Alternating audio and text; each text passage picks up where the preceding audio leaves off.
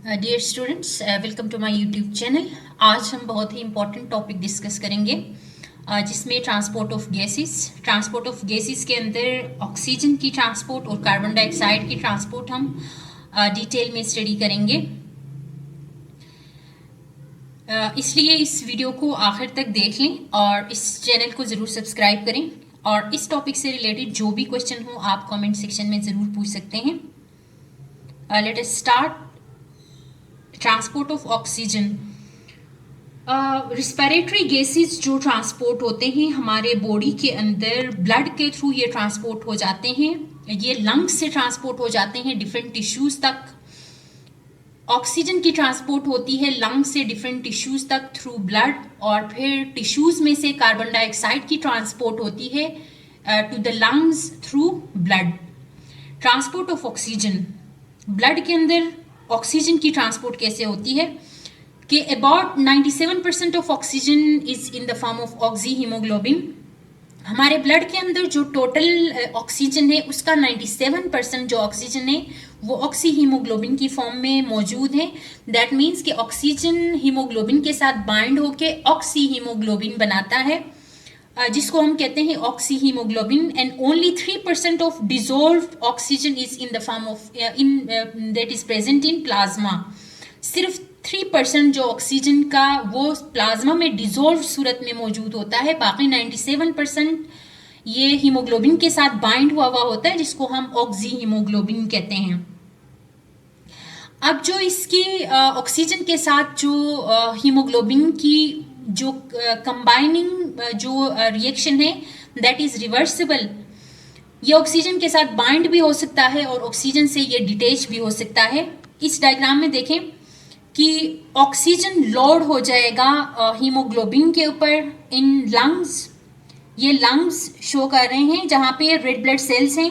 Red blood sales के अंदर haemoglobin मौजूद होता है।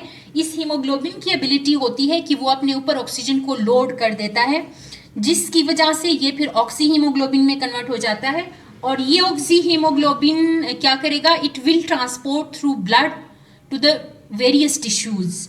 यहाँ पे जब ये टिश्यूज में पहुंच जाता है तो यहाँ पे ये फिर दोबारा हीमोग्लोबिन डिटेच हो जाता है, ऑक्सीजन रिमूव हो जाता है, रीलोड कर देता है ये ऑक्सीजन को, और ये ऑक्सीजन जो है ये फिर टिश्यूज में चला जाता है और हीमोग्लोबिन फिर अलग हो जाता है। This reaction will takes place in the presence of specific type of enzyme, and that enzyme is known as carbonic anhydrase. Carbonic anhydrase एक ऐसा एंजाइम है जो हीमोग्लोबिन के अंदर एक मॉलिक्यूल का जो हीमोग्लोबिन है उसके अंदर 4 ऑक्सीजन के मॉलिक्यूल्स को लोड कर देता है या उसके साथ एड अप कर देता है। तो एज रिजल्ट हमारे पास ऑक्सी हीमोग्लोबिन, जिसको हम Hb4O2 कहते हैं। Hb के साथ 4 ऑक्सीजन के मॉलिक्यूल्स अटैच हुए होते हैं। एक हीमोग्लोबिन के मॉलिक्यूल के साथ 4 ऑक्सीजन के मॉलिक्यूल्स यहाँ पे अटैच हुए हैं। And this process is reversible. कहाँ पे रिवर्सिबल है ये जाके टिश्यूज में दोबारा रीलोड कर देता है, क्योंकि टिश्यूज के अंदर डिफरेंट सेल्स को ये अपना ऑक्सीजन दोबारा दे देता है, तो इसलिए हम कहते हैं कि ये जो है रिवर्सिबल प्रोसेस है। The ability of hemoglobin to bind with oxygen is known as oxygen carrying capacity. अब ऑक्सीजन कैरिंग कैपेसिटी हीमोग्लोबिन की होती है कि हीमोग्लोबिन की वो एबिलिटी जिसमें वो ऑक्सीजन के साथ बाइंड हो जाता है उसको हम कहते हैं ऑक्सीजन कैरिंग कैपेसिटी। अब यहाँ पे एक इम्पॉर्टेंट चीज़ है कि ऑक्सीजन कैरिंग कैपेसिटी जो हीमोग्लोबिन की है वो मैक्सिमम तब होता है जब ऑक्सीजन का पार्शियल प्रेशर ज़्यादा हो। जब ऑक्सीजन का पार्शियल प्रेशर ज़्यादा हो तब ऑक्सीजन कैरिंग कैपेसिटी इसकी ज़्यादा होती है, इसलिए लोडिंग ईजिली हो जाता है। अब यहाँ पे देखें कि लंग्स के केस में पार्शियल प्रेशर ऑक्सीजन का ज़्यादा होता है। इन केस ऑफ लंग्स में मैक्सिमम ऑक्सीजन इनहेलेशन के थ्रू वहाँ पे ऑक्सीजन पहुँचा हुआ है, तो वहाँ पे पार्शियल प्रेशर जो ऑक्सीजन का है वो मैक्सिमम है, इसलिए ये क्या करेगा, ये ऑक्सीजन जाके हीमोग्लोबिन के ऊपर लोड हो जाएगा या हीमोग्लोबिन के साथ ये बाइंड हो जाता है, इजीली बाइंड हो जाता है।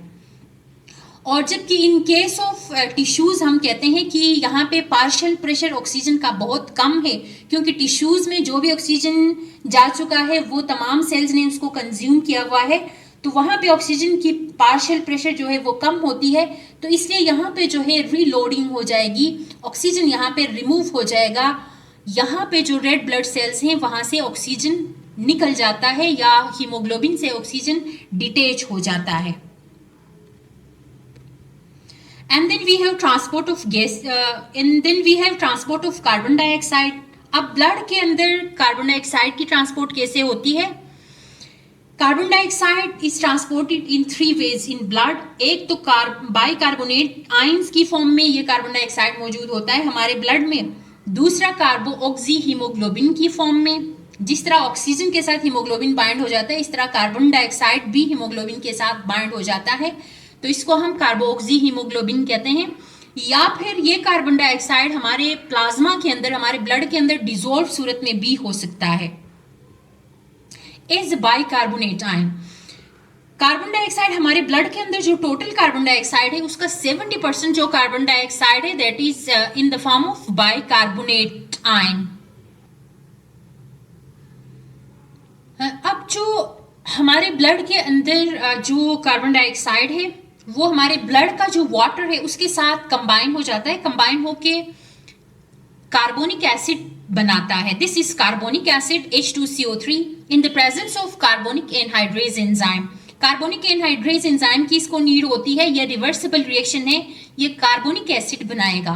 But this carbonic acid is unstable, it will dissociate into bicarbonate ion. ये HCO3 जो माइनस चार्ज है ये बाइकार्बोनेट आयन में दोबारा कन्वर्ट हो जाता है in the presence of carbonic anhydrase enzyme. This is reversible process. तो ये दोबारा बाइकार्बोनेट आयन बनाता है, उसके साथ प्रोटॉन्स भी बनाता है या H पॉजिटिव के आयंस भी बनाता है। अब अगर इन केस ब्लड के अंदर H पॉजिटिव आयंस की कंसेंट्रेशन अगर ज्यादा हो जाती है, तो ज्यादा होने का मतलब क्या है कि ब्लड की एसिडिटी ज्यादा हो जाती है। एसिडिटी इंक्रीज जब हो जाती है तो एसिडिटी इंक्रीज होने का मतलब क्या है कि जो pH की वैल्यू है वो डिक्रीज हो जाती है, क्योंकि 7 से बिलो जितने भी वैल्यूज हम वैल्यूज कंसीडर करते हैं 6, 5, 4, 3, 2, 1, तो 1 ज्यादा एसिडिक होता है एज कम्पेयर टू 2। इसी तरह से जो है 7 से अगर आप 0 की तरफ मूव कर जाते हैं तो एसिडिटी जो है वो डिक्रीज हो जाती है, सॉरी pH डिक्रीज हो जाती है, एसिडिटी जो है वो इंक्रीज हो जाती है, H पॉजिटिव आयन ज्यादा हो जाते हैं। अब ये जो H पॉजिटिव आयंस हैं ये जाके क्या करते हैं कि ऑक्सी हीमोग्लोबिन में से ऑक्सीजन रिलीज करवाते हैं। जब ब्लड की एसिडिटी ज्यादा होगी इसका मतलब ये है कि H पॉजिटिव आयंस की कंसेंट्रेशन हमारे ब्लड में इंक्रीज हो गया है, तो अब ये H पॉजिटिव जाके क्या करेगा, ऑक्सी हीमोग्लोबिन के साथ बाइंड हो जाएगा और यहाँ से ऑक्सीजन को डिटेच करवाएगा, ऑक्सीजन हीमोग्लोबिन से ऑक्सीजन को अलग करवाएगा ये H पॉजिटिव। एज रिजल्ट क्या होगा कि हीमोग्लोबिनिक एसिड की फॉर्मेशन होती है, HHB को हम हीमोग्लोबिनिक एसिड कहते हैं, उसके साथ ऑक्सीजन रिलीज हो जाता है। अब यहाँ पे एक और इम्पोर्टेंट चीज है कि जो हमारे रेड ब्लड सेल्स हैं, जो रिथ्रोसाइट्स हैं, रिथ्रोसाइट्स जो है वो बाइकार्बोनेट आयन रिलीज करने शुरू कर देते हैं, जो कि प्लाज्मा के अंदर ये डिफ्यूज होना शुरू हो जाता है। ये जो बाइकार्बोनेट आयन है ये कहाँ से रिलीज हो जाता है, वही जो हमने अभी बात की इस रिएक्शन में कि ये जो प्रोडक्ट है ये हमारे रेड ब्लड सेल्स के ऊपर या हमारे रेड ब्लड सेल्स जो है ये प्लाज्मा में इस बाइकार्बोनेट आयन को रिलीज कर देते हैं या डिफ्यूज कर देते हैं। और फिर जो क्लोराइड आयन है ये फिर ऑपोजिट डायरेक्शन में मूव कर जाता है, प्लाज्मा से रेड ब्लड सेल्स की तरफ क्लोराइड आयन मूव करेगा और रेड ब्लड सेल्स में से प्लाज्मा की तरफ जो है ये HCO3 मूव कर जाता है। HCO3 प्लाज्मा में चला जाएगा और chloride ion red blood cells में चले जाते हैं। तो ये जो ऑपोजिट डायरेक्शन में इन आयंस की जो डिफ्यूजन है that is achieved by specific type of carrier protein which is present in red blood cells। Red blood sales के मेम्ब्रेन में ये एक स्पेसिफिक टाइप का प्रोटीन मौजूद होता है जिसको हम बाइकार्बोनेट क्लोराइड कैरियर प्रोटीन भी कहते हैं। बाइकार्बोनेट क्लोराइड कैरियर प्रोटीन जो कि रेड ब्लड सेल्स के मेम्ब्रेन में ये बैठा हुआ है, ये क्या करता है कि बाइकार्बोनेट को प्लाज्मा में भेज देता है और फिर क्लोराइड आयन को रेड ब्लड सेल्स की तरफ भेज देता है। तो ये ऑपोजिट डायरेक्शन में इनकी आयंस की मूवमेंट हो जाती है and this whole phenomena is known as chloride shift, जिसको हम कहते हैं क्लोराइड शिफ्ट या हेम्बर्गर्स फेनोमेना भी कहते हैं। अब इन क्लोराइड और बाइकार्बोनेट आयंस के साथ क्या होगा?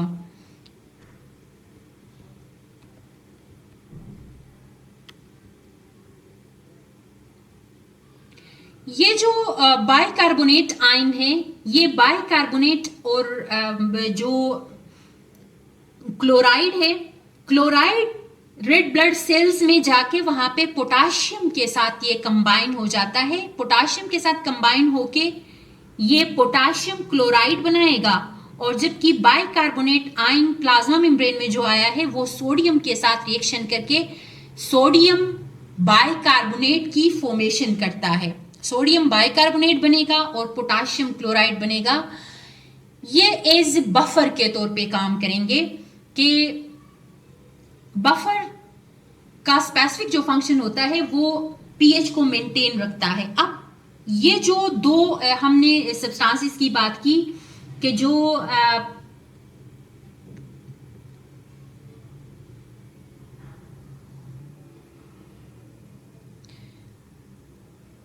पोटाशियम जो बाइकार्बोनेट है, सोडियम बाइकार्बोनेट है और पोटाशियम क्लोराइड जो है ये एज ए बफर के तौर पे काम करेंगे और इनका क्या काम होगा कि ये 7.4 जो है ब्लड का जो पीएच है उसको मेंटेन कर रहे होते हैं। अब यहाँ पे देखें कि दीज आर टिश्यूज, ये टिश्यूज हैं, ये सेल्स हैं। टिश्यूज में से कार्बन डाइऑक्साइड मूव करेगा कहाँ पे? प्लाज्मा के अंदर रेड ब्लड सेल्स के पास चला जाएगा। ये कार्बन डाइऑक्साइड वाटर के साथ रिएक्शन करेगा, बाइकार्बोनिक एसिड बनाएगा। अभी हमने बात की थी कि बाइकार्बोनिक एसिड की फॉर्मेशन होती है। कार्बन डाइऑक्साइड जब ब्लड के अंदर जाता है, ब्लड में जो वाटर मौजूद है उसके साथ रिएक्शन करेगा तो जो कार्बोनिक एसिड की फॉर्मेशन होगी। ये कार्बोनिक एसिड जो है दैट इज अनस्टेबल और ये दोबारा डिसोसिएट हो जाता है बाइकार्बोनेट आयन और H पॉजिटिव में। ये H पॉजिटिव जाके ऑक्सी हीमोग्लोबिन में से ऑक्सीजन रिलीज करेगा और ये जो बाइकार्बोनेट आयन है दिस इज बाइकार्बोनेट और यहाँ पे जो है क्लोराइड शिफ्ट हो रहा होता है। ये हमारे पास दूसरा फॉर्म है जहाँ पे transfer of carbon dioxide from blood to lungs. ये ब्लड सेल्स हैं, ये रेड ब्लड सेल है, यहाँ से कार्बोनिक एसिड की जो फॉर्मेशन हुई है ये दोबारा वाटर और ऑक्सीजन कार्बन डाइऑक्साइड में दोबारा डिसोसिएट होता है क्योंकि हमने देखा था कि ये रिवर्सिबल रिएक्शन है। तो ये रिवर्सिबल रिएक्शन है तो ये वापस वाटर और कार्बन डाइऑक्साइड में भी ये कन्वर्ट हो सकता है। यहाँ पे देखें कि वाटर और कार्बन डाइऑक्साइड की आपस में कॉम्बिनेशन से कार्बोनिक एसिड बना है तो यहाँ पे carbonic acid red blood cells में से ये ब्रेक डाउन होकर वाटर और कार्बन डाइऑक्साइड बनाएंगे और ये कार्बन डाइऑक्साइड फिर लंग्स की तरफ मूव कर जाता है और यहाँ से लंग से फिर ये इजीली रिमूव हो जाता है through the process of exhalation.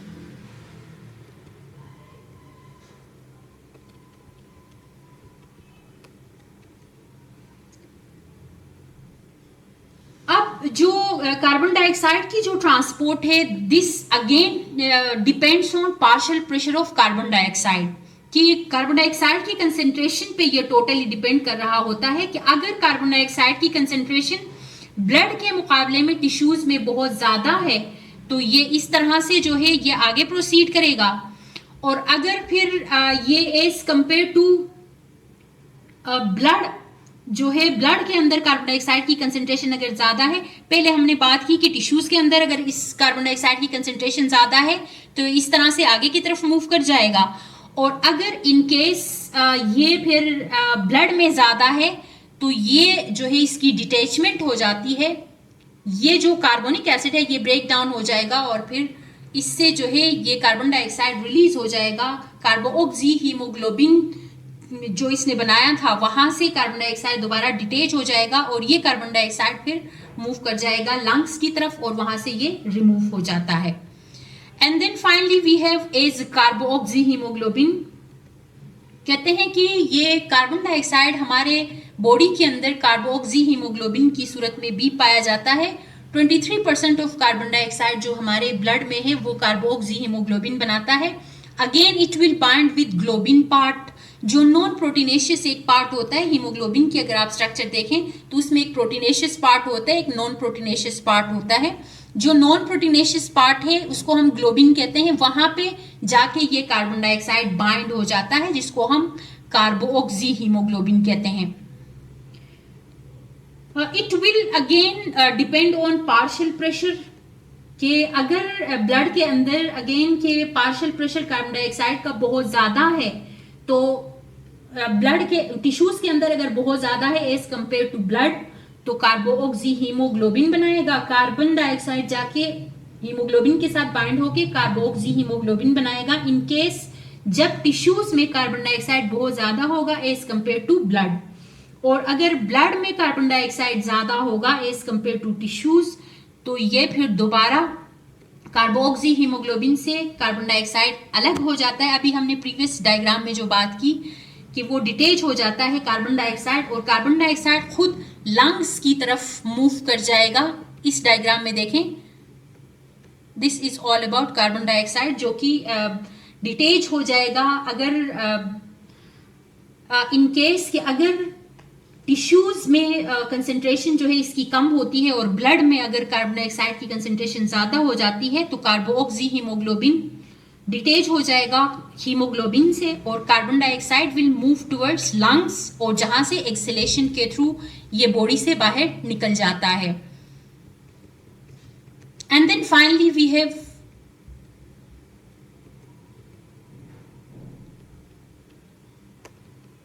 Dissolve carbon dioxide in plasma. तो कुछ परसेंटेज जो है कहते हैं कि 7% जो कार्बन डाइऑक्साइड है वो हमारे ब्लड के अंदर डिसॉल्व सूरत में भी पाया जाता है. This is inefficient way to carry carbon dioxide, लेकिन ये होता है. ठीक है, इससे कोई मतलब ये कोई इतना एफिशिएंट प्रोसेस नहीं है, लेकिन ये 7% ऑफ कार्बन डाइऑक्साइड हमारे ब्लड के अंदर डिसॉल्व सूरत में भी मौजूद होता है. And then finally we have respiratory pigments. What are respiratory pigments? These are basically colored molecules जिनको हम respiratory pigments कहते हैं. ये होते biological molecules ही हैं लेकिन ये colored होते हैं, इसलिए हम respiratory pigments या pigments हम इनको कहते हैं. और इनके अंदर ऑक्सीजन कैरी करने की एबिलिटी होती है, मीन्स कि ये ऑक्सीजन के साथ अपने साथ जो है वो ऑक्सीजन को बाइंड कर देते हैं. And we have two specific types of respiratory pigments, जिनमें हम हीमोग्लोबिन कहते हैं और दूसरा मायोग्लोबिन कहते हैं. अब जो इन पिगमेंट्स का जो नॉन प्रोटीनेशियस पोर्शन होता है जिसको हम हीम पार्ट कहते हैं, this is actually coloured.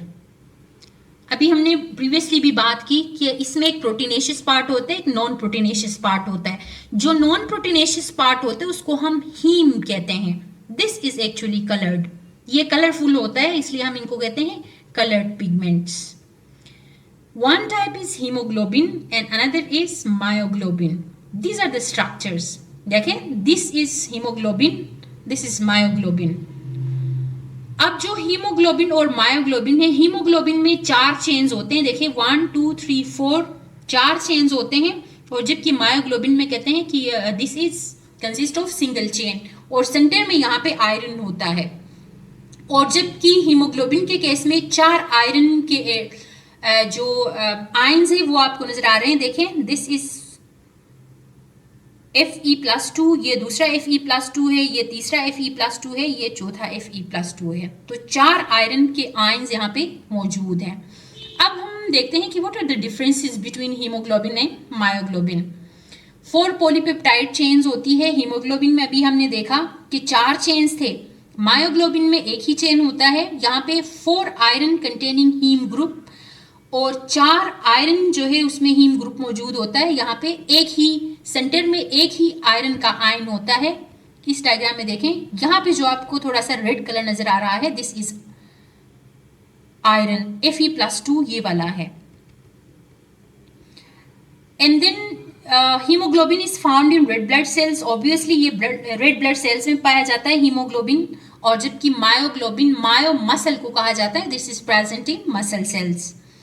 It is involve in transport of oxygen. Obviously अभी हमने डिटेल में स्टडी किया कि ये ऑक्सीजन की ट्रांसपोर्ट लंग से ले जाके टिश्यूज तक थ्रू ब्लड ये ऑक्सीजन को ट्रांसपोर्ट कर रहा होता है हीमोग्लोबिन, और जबकि मायोग्लोबिन ऑक्सीजन को स्टोर कर रहा होता है।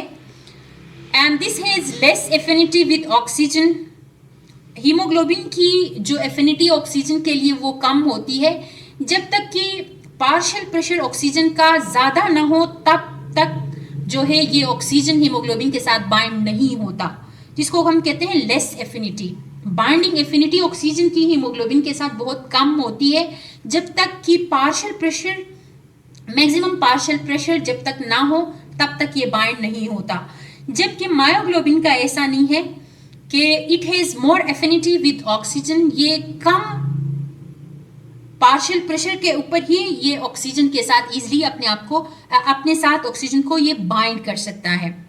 This loses oxygen at partial pressure 60 mmHg। जो ही 60 mmHg तक पार्शियल प्रेशर पहुंचता है तब ये फिर हीमोग्लोबिन से ऑक्सीजन डिटेच हो जाता है। जबकि पार्शियल प्रेशर जब तक 20 mmHg तक डिक्रीज होते हुए 20 mmHg तक जब तक नहीं पहुंचता, ये ऑक्सीजन जो है वो मायोग्लोबिन से डिटेच नहीं होता है। This is partial pressure. Partial pressure वो प्रेशर होती है कि गैसियस मिक्सचर के अंदर अगर आप बहुत सारे गैसेस हैं उसमें से, तो उसमें से एक इंडिविजुअल जो गैस है उसकी प्रेशर को आप कहते हैं पार्शियल प्रेशर। तो जब आप इनहेलेशन करते हैं तो उस दौरान मिक्सचर ऑफ गैसेस आप इनहेल कर जाते हैं, तो उसमें से ऑक्सीजन जितना प्रेशर एक्सर्ट कर रहा है उसको हम कहते हैं पार्शियल प्रेशर ऑफ ऑक्सीजन। तो जब तक partial pressure of oxygen maximum नहीं होता तब तक जो है ऑक्सीजन हीमोग्लोबिन के साथ बाइंड नहीं हो सकता। Thank you so much for watching my video.